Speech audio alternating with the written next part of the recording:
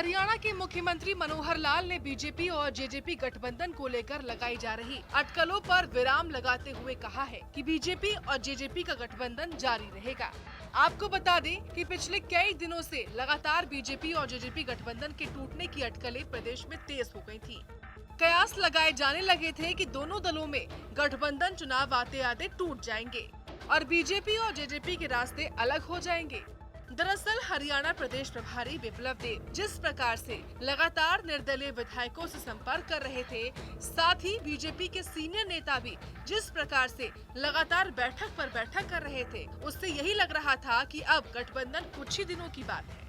लेकिन मुख्यमंत्री ने प्रेस कॉन्फ्रेंस में 10 जून को ये बात साफ कर दी कि बीजेपी और जेजेपी का गठबंधन जारी रहेगा। गठबंधन जारी है, जारी रहेगा, कहीं कोई समस्या का। हमारा जो गठबंधन, जैसे मैंने पहले भी कहा था कि वो पहले भी हम कोई चुनाव गठबंधन में थोड़ी लड़े थे। वो तो आवश्यकता, हमारी भी आवश्यकता कहे, उनकी भी आवश्यकता कहे, दोनों की आवश्यकता थी। जनहित में हमको ये सब करना था, हमने किया। इसमें जनता का हित पहली बात होती है, क्योंकि आखिर सरकार में मेजोरिटी एक अपने आप में एक सिद्धांत है। अब कोई नहीं था तो कुछ ना कुछ करके मेजोरिटी बनाने के लिए कोई एक अंडरस्टैंडिंग बनी है। उसमें इंडिपेंडेंट भी हमारे साथ हैं, जेजेपी भी हमारे साथ है। हम संख्या में कुल मिलाकर के 58-59 लोग हैं। केवल अगर 31, अब तो 30 हो गए, 30 कांग्रेस के और एक आईएलडी और एक अपने, बस तो ये 32 लोग हैं जो 58 लोग तुम साथी हैं। मुख्यमंत्री मनोहर लाल ने साफ कर दिया कि गठबंधन जारी है और जारी रहेगा। प्रदेश प्रभारी के बयान पर भी मुख्यमंत्री ने कहा कि संगठन के काम अपनी जगह होते हैं, सरकार की अपनी जगह। वहीं सूरजमुखी के एमएसपी पर भी मुख्यमंत्री ने कहा कि प्रदेश और केंद्र की सरकार लगातार किसानों के हित में काम कर रही है। मुख्यमंत्री ने कहा कि 10 साल पहले जो किसान की स्थिति थी, उसको सुधारने के लिए प्रधानमंत्री मोदी लगातार काम कर रहे हैं, जिसका परिणाम है कि 1000 रुपए प्रति क्विंटल सूरजमुखी पर भावांतर भरपाई योजना के तहत पैसा जारी किया गया है, जिसे सोमवार को किसानों के खाते में डाल दिया जाएगा।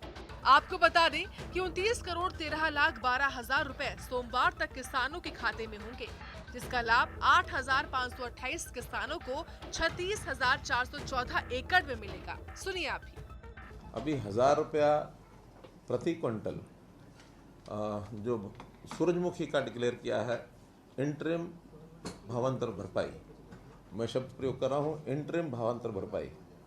तो उसके नाते से जो पैसा हमने आज उनको इस समय बटन दबा करके भेजना है, वो जो कि आपको भी पता है कि यहाँ से जब बटन दबाया तो फिर बैंक के रोल होते हैं उसमें। बैंक्स जो हैं वैसे तो एक दिन के बाद करते हैं, लेकिन परसों क्योंकि संडे है, इसलिए अभी जो बटन दबा रहे हैं वो पैसा मंडे को उनके खाते में पहुंचेगा। कुल 29 करोड़ 13,12,000 8,528 किसानों को, जिसमें 36,414 एकड़ ये सूरजमुखी है, और इसको अब जो उनको भेजा जा रहा है भावांतर भरपाई योजना का 1,000 रुपया प्रति क्विंटल, प्रति एकड़ 8 क्विंटल का एक एवरेज लेकर के उनको भेज रहे हैं। चाहे उन्होंने अभी मंडी में बेचा है या नहीं भेजा है, एडवांस में उनको जाएगा और वो मंडी में बेच सकते हैं, किसी प्राइवेट एजेंसी को भी बेच सकते हैं, वो सरकारी पीएसयू है फिर को भी बेच सकते हैं। लेकिन अभी एक इंटरिम रिलीफ उनको 1000 रुपया ये दिया जा रहा है। इसका मैं और बटन दबा करके इसका लॉन्च किया है, शुभारंभ किया है। मुख्यमंत्री का स्पष्ट कहना है कि भावांतर भरपाई योजना के तहत सूरजमुखी की फसल का रेट रिवाइज भी किया जा सकता है, जिसके लिए मार्केट रेट पर लगातार नजर बनी हुई है। मुख्यमंत्री ने विपक्ष को भी आड़े हाथों लिया और वर्तमान की सरकार द्वारा किसान हित में किए जा रहे काम और आंकड़े भी बताए।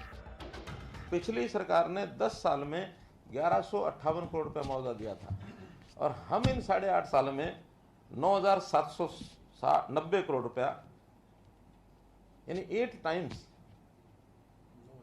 उन्होंने 10 साल में 1158 दिया, हमने 9 साल में 9,760 दिया। हमने तो आते ही पहले साल 2015 में हमारा 1200 करोड़ हो गया था, उनका 10 साल का हमारा पहला मुआवजा, क्योंकि उस समय 2-2 रुपए 4-4 रुपए के चेक जाते थे। हमने तो वो भी तय किया कि अगर 1 एकड़ में मान लो अगर 50 भी हिस्सेदार हैं तो उन सबको न्यूनतम 500 रुपए जरूर मिलेगा। वहीं मुख्यमंत्री ने कहा कि स्मगलिंग के कारण सूरजमुखी की फसल एमएसपी पर नहीं खरीदी जा रही। दूसरे प्रदेशों से फसल स्मगलिंग करके हरियाणा में लाई जाती है, बहरहाल मुख्यमंत्री मनोहर लाल के प्रेस कॉन्फ्रेंस की जो सबसे बड़ी बात रही वो यही कि बीजेपी और जेजेपी गठबंधन पर लगाई जा रही अटकलों पर मुख्यमंत्री ने विराम लगा दिया। सूर्य समाचार के लिए चंडीगढ़ से रवि चंदेल की रिपोर्ट।